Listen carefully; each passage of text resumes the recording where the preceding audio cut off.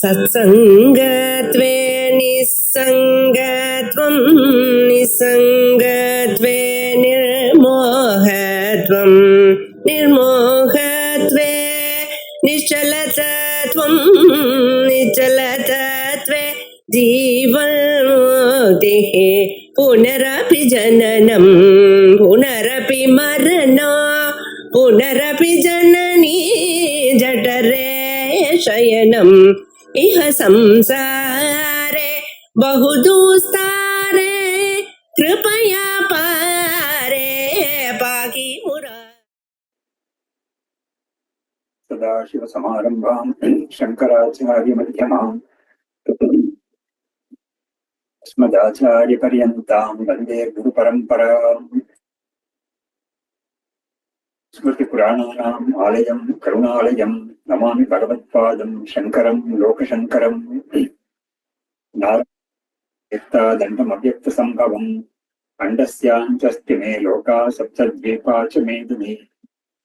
श्रीभगवानुवाच इदं शरीरं कौन्तेय क्षेत्रमित्यभिधीयते एतद्यो वेत्ति तं प्राहुः क्षेत्रज्ञ इति तद्विदः। In this 13th chapter, last class we completed the 22nd shloka. Upadrashta Anumanta cha Bhatta Bhokta Maheshwaraha Paramatmeti Chapyukto Dehe Asmin Purusha Paraha. So some of the epithets of Brahman were given, where Brahman has been presented as the witness of the ongoings of all the body-mind complex. The entire body-mind complex is an object to Brahman. And when saying that, some epithets which are taken as Saguna Brahman, they also have been stated, like Maheshwara, Bharta, Bhokta, and all that. Anyway, that is a method in which the very subtle Nirguna Brahman is taught through the superimposition of some attributes on it, and then removing them. So now moving on to the next shloka, 23. Tametam yathokta lakshanam atmanam evam vetti purusham prakritim cha gunais saha sarvata vartamanopi nasa bhuyobi jayate. So a person who has realized that Brahman, which has been taught so far, as his own self, for him, the fruit of that realization is being stated in this shloka. That is, after realizing it, he will live for a period of time till the body is destined to live. And after the body is gone, he will never be born again. That is, that jiva will not be born again. In all other cases where this realization is not there, when a jiva's body perishes, that jiva will be born again, because the Sukshma Shariram, that is the subtle body within the jiva, that is within the Sthula Shariram, it will not get dissolved because it will have a lot of karma. And that karma has to be exhausted in the next birth. And in the next birth also, some more karma will be accumulated. And to exhaust all the karma that has been accumulated, it will be an extremely impossible task without realization, without this knowledge. So it's being stated here that a person who has realized this self, as this Brahman as his own self, will not be born again, even if he is going to behave or conduct himself in any manner, as long as he lives. This aspect is being discussed in the Bhashyam. Evam yathokta prakarena vekti purusham sakshat ahamiti prakritim cha yathoktam avidyalakshanam gunaihi svavikareihi saha nivartitam abhavam apaditam vidyaya. So, whoever realizes this Brahman in the manner which has been stated. The manner which has been stated means it has been stated already in the second chapter, second shloka, that the consciousness principle in each and every jiva that is residing in the body is Brahman. So when a person realizes that he is the consciousness principle, distinct from the body-mind complex, And that consciousness principle is also non-different from the all-pervading Nirguna Brahman. That is the way in which it has to be realized. So he says, Bhagavad Gita says here, the evam, the shloka itself says, the evam veti. Evam means the manner in which the knowledge has to be secured. The evam veti, yatokta prakarena veti purusham, and that manner is being stated here. Sakshat ahamiti. I am non-different from that Brahman. And Prakritim Chats. There are two aspects involved in this knowledge. One aspect is that the realization that one is non-different from Brahman, and the other indispensable knowledge is that this Prakriti is also non-existent. So the two components of this knowledge are very important. It's being stressed now and then, and it was stressed for the first time in the second chapter, 2.16. Nasuto vidyate bhavo, na bhavo vidyate sataha, ubayoropi drishto antaha to anayoho tatmudashvihi. So there, the knowledge which a realized person gains is stated in the shloka. That knowledge is twofold. One is that the existent Brahman will never go out of existence, and the non-Brahman, that is the body-mind complex and the whole cosmos, it will never get a real existence at all. So it is non-existent. So what is existent will never go out of existence, and what is really non-existent will also never have any existence at all. So these twofold knowledge, there is one component pertaining to the Atman, Brahman, and the other component pertaining to the Anatman. So the reality, sole reality of the Atman and the absolute unreality of the Anatman. So these two component knowledge has been stressed now and then. So 2.16 is done. Here it is done. And at the end of this chapter also it will be done again. So Sarvatha evam veti purusham prakritim cha. So Bhagavan himself says, Purusha, that is the consciousness principle, has to be known in its true nature. And Prakriti also, that is the insentient principle, also has to be known its true nature. So Bhagavan himself is stressing that. So Bhagavad Gita is giving a comment for the Prakriti. Prakritim cha yatoktam avidya lakshana. So it is of the nature of avidya. Gunesh savikarei saha. So it's guna and Prakriti, that is the Mula Prakriti, which is the power, Shakti, along with its manifestations in transformations into the gross world. So the Mula Prakriti is extremely subtle, and it transforms itself into the gross world during Srishti, and during Laya it withdraws everything and remains in its subtle form. So this subtle form taking the gross form is what is called creation, and the gross form which is absorbed back into it is the Laya state. So avidya lakshanam gunaihi svavikaraihi. Vikara is the transformations. Saha nivartitam. It is negated, dispelled, set aside. And for that, the meaning Bhagavad Gita gives a further explanation. Abhavam apaditam, that is vidyaya. So this knowledge of the Atman brings about the annihilation and the unreality of the Anatman, that is the Prakriti. So abhavam apaditam, that means it is realized to be non-existent in all the three periods of time. It was only appearing to be existent, but what is appearing to be existent does not have the absolute existence. So it is only non-existent which is appearing as existent, just like the rope's name. Then shlokas, in the second line of the shloka, sarvatha sarva prakarena vartamanopi saha bhuyaha punaha patite asmin vitvacharire dehantaraya na abhijayate na utpadyate dehantaram na granhati tirtaha. So sarva prakarena vartamanopi, that is in whatever manner he will be conducting himself. That is, the body-mind complex will be conducting itself in whatever manner after this post-realization, pre-death, that person is not going to be born again. That's the guarantee given here by Bhagavan. Asmin Vidvacharire, that is, this body of the realized person. The body of the realized person dehantaraya na avijayate.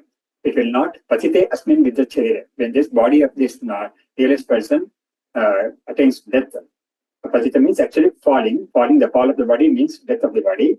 After that, dehantaraya na avijayate. It will not take another birth. That is, it will not take another body at all, which will mean another birth. Na utpadyate.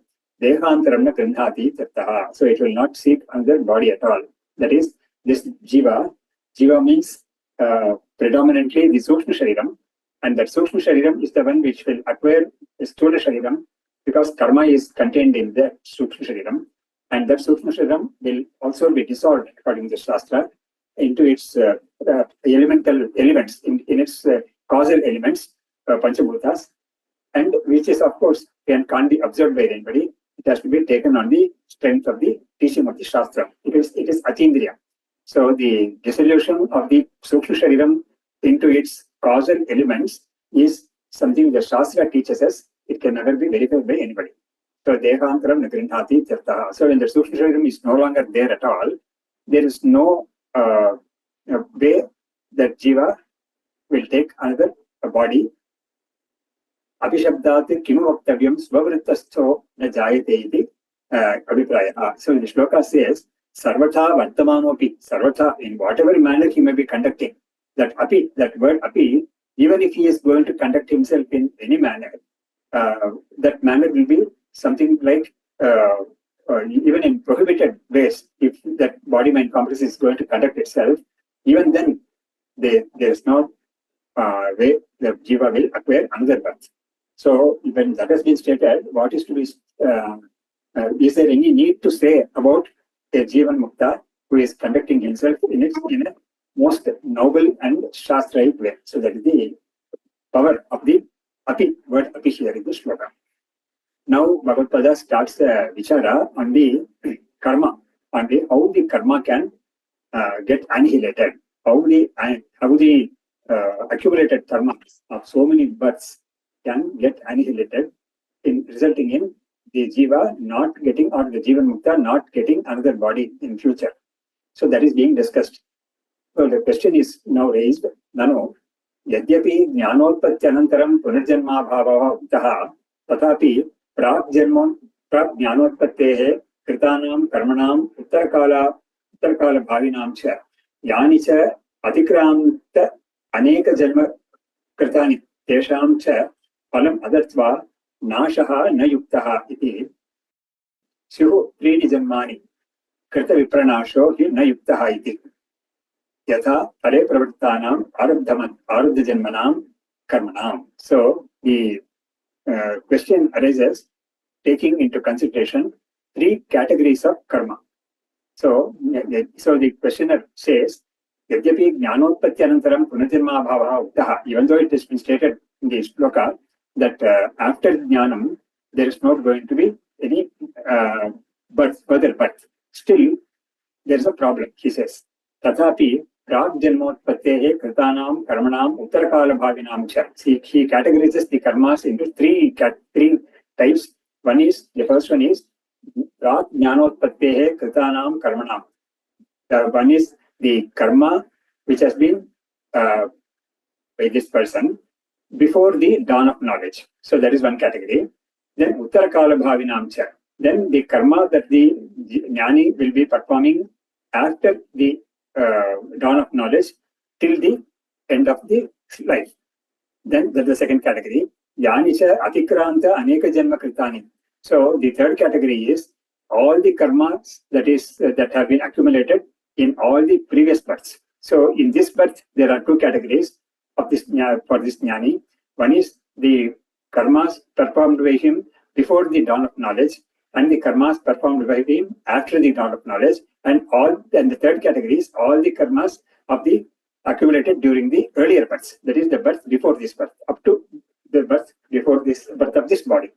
So there are three categories. So tesham cha palamadatva nasho nayuktaha. So he says that all these three categories of karmas cannot be said to be annihilated because of this knowledge, and it is unreasonable to hold that these karmas will get annihilated without giving their fruit. So palam adatva nasho na yuktaha iti. So therefore, he is suggesting, let there be 3 janmas for this jnani after the fall of this body. So, Syuhu 3 janmani to account for these 3 types of karma. So, in each janma, he will be exhausting one type of karma that has been suggested here. So, at the end of the third janma, he will have nothing, 0 balance will be there for karma, and after that, let him not be born after that. So, before the exhaustion of these 3 types of karmas, we have to accept at least 3 bodies, 3 births for this jnana. And he gives a reason also why we have to accept this. Krita vipranasho hi na yuktaha iti. That is, whatever has been done, it cannot be reasonably accepted to exhaust itself or to come to a close without giving a fruit. So krita vipranashaha. Krita means krita karma. Vipranashaha is its ending without giving its fruit. So that is not reasonable. Yatha pare pravrittanam arabdha janmanam karmanam. So he is giving the analogy of the prarabdha karma itself. So just like we all accept that the prarabdha karma, once it has started to give fruits, it will end only after giving its full quota of fruits. So without that, it will not. Without giving its fruits, the prarabdha karma will not end. So in the same way, the 3 categories that I have suggested also cannot be coming to a close without giving its fruits. That is the question. And he says further, Naja karmanam visheshaha avagamyate. And we don't see any difference in the karmas also. So that is the prarabdha karma, let it exhaust itself by giving its fruits, and there can be another type of karmas which can come to a close without giving its fruits. That kind of differentiation is also not possible. So nacha karmanam visheshaha avagamite. Tasmat triprakaranipi karmani trini janmani araveran. Sambhatani va sarvani ekam janma araveran. So he says, therefore, let all these 3 categories of karmas give their fruits in 3 different janmas and exhaust. Or he is giving a concession.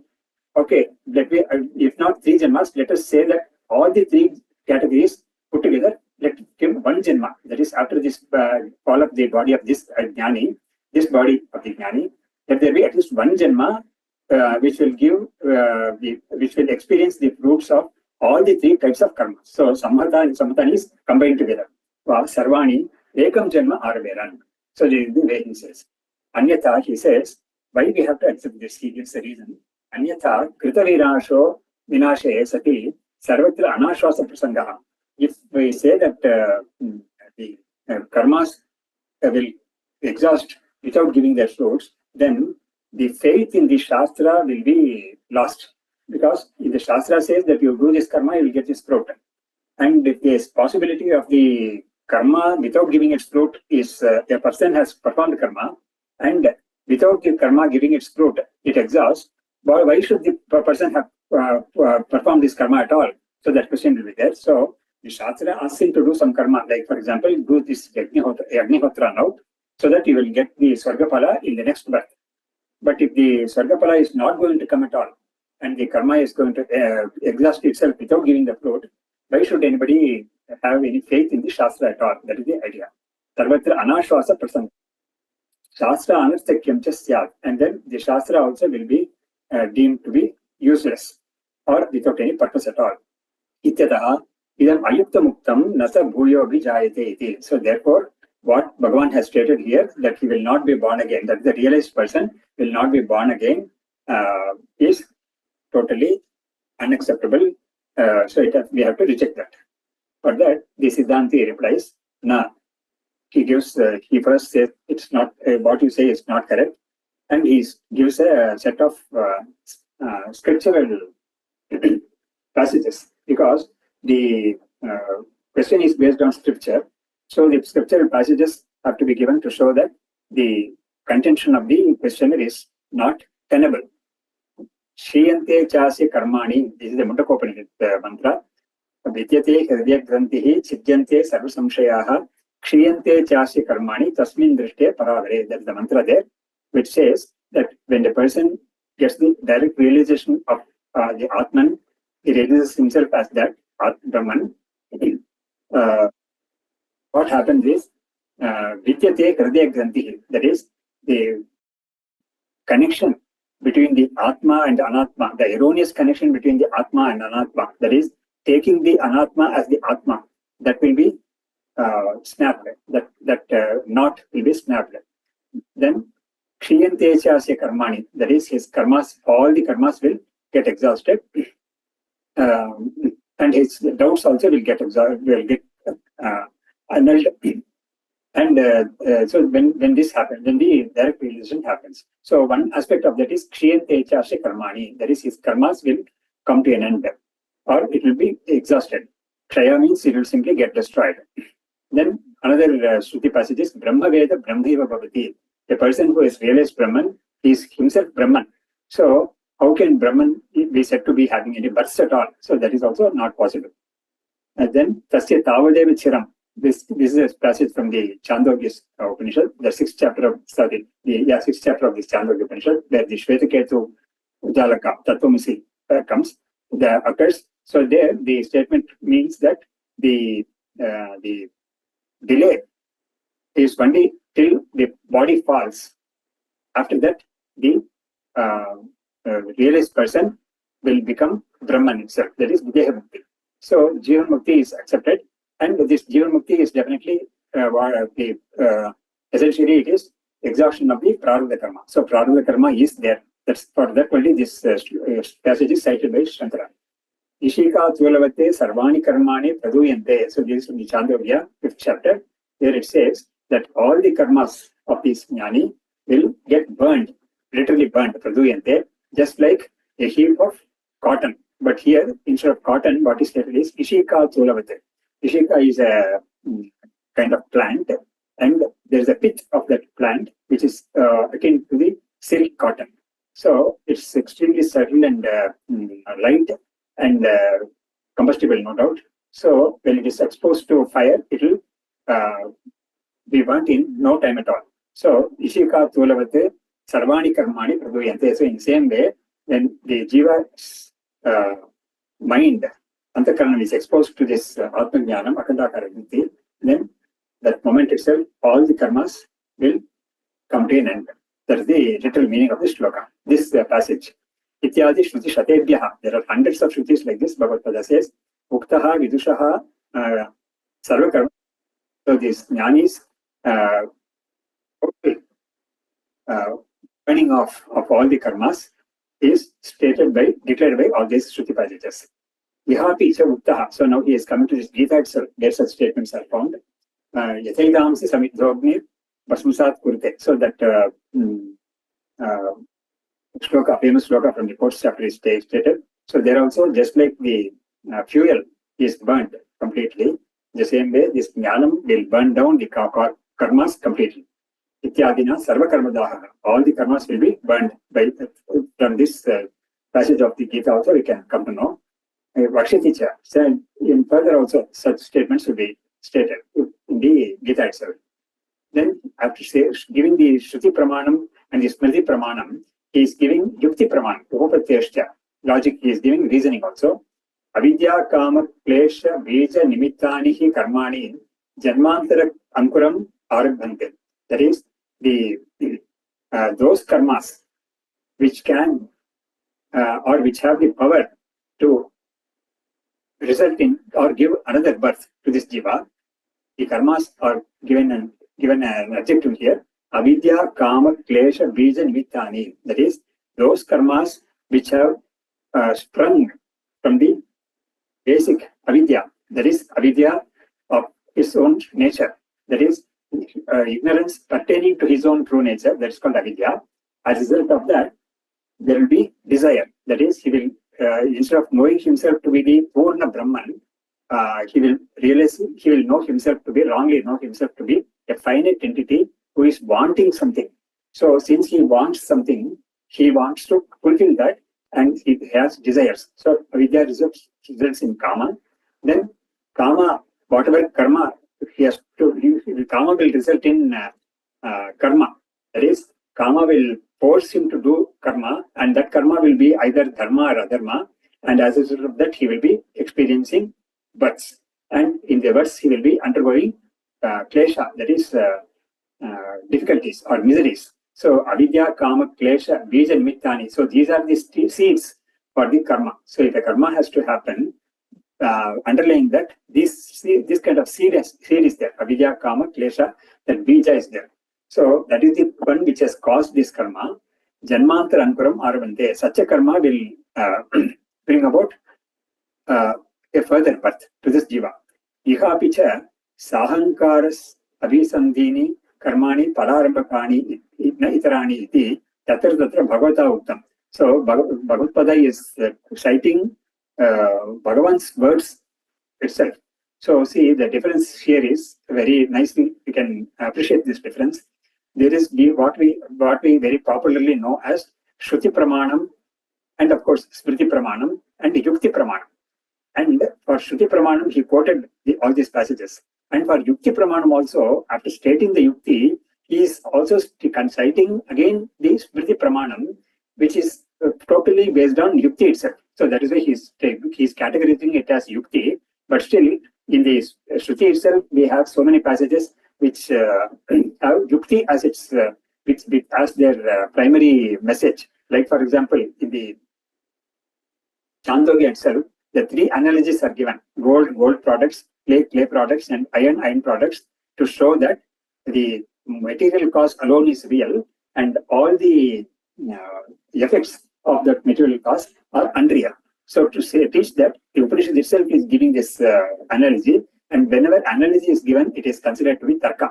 And because tarka in our Shastra is that kind of a structure, it's such a structured way, one where there is a claim and there is a reason given to it, and then analogy also is provided. So this is the structure there: pratigna, hetu, and drishtanta. So in that way, the Shruti itself is giving the teaching the unreality of the effects and the reality, sole reality of the cause alone. So that it is teaching through these analogies. So Yukti is used by the Shruti itself. So that's what Bhagavad Gita is doing here by citing Bhagavan's message. But this is not verbatim citation. It's only a purport citation of the purport of a passage Bhagavan speaks out. So Sahankara Visandhini, that is Ahankara, along the karmas performed with Ahankara, that I am the doer, will certainly give its effect of fruits to the doer, and it will give him another birth also. That is, the birth cycle will continue. As long as he has the Ahankara, that I am the doer, then he will continue to experience the births one after the other. Na itarani. But then those karmas which are performed without that Ahankara, they will not give fruits at all, because the naham karta bhava, that is the idea that I am not the doer, is present even as he is doing. It's only the body-mind complex that is perform these actions, but I am only a witness to it. When such a thing happens, then that kind of a realization is there for him. Naturally, whatever karma the body-mind complex might do because of the way it has been trained, the vasanas it has been, which drive it. See, the witness, that is the pure consciousness, that the witness is distinct from the insentient body-mind complex and its actions. So that is the idea. So when he has cut himself off the body-mind complex, birth will not happen, because there is no doer at all for the. So naturally, a doer has to be a sentient one, and here the sentient doer has resigned himself from the doership, and he has claimed himself to be a non-doer, just a witness, as a witness. So, and the body-mind complex, which is insentient, it will also not get any karma, get any birth, because a birth can happen only to a sentient entity. So that is the beauty of this. So when this has been stated before also in this chapter itself, Purushaha prakritistopi bhungte prakritijan gunan karanam gunasangosya sadasa jyoni janmasu. So only when there is this erroneous identification or a mix-up between the Purusha, that is the consciousness principle, and the Prakriti, that is the insentient principle, when this combination is there, only then there can be Janma. But then when this combination is not there, when these two things are separately seen and realized, and that is the purpose of this chapter itself, and that is the purpose of the whole of the Vedanta, this Jada Prakriti will not be able to get a Janma at all, because Janma is possible only for a sentient entity. Sentient entity has been separated. So the Jara Prakriti will not be able to do anything. It will just die off. So that is the idea shown here also. Itarani iti tatra tatra bhagavata uktam. So Bhagavan has himself stated this here and there in this Gita itself. So we will stop this session here. There is much more to be covered in this Bhashya itself, which we will take up in the next Shastram Sharira Mimamsa Devastu Parameshwaraha Acharya Shankaracharyaha Santume Janma Janmani Vidya Vinaya Sampannam Vitaragam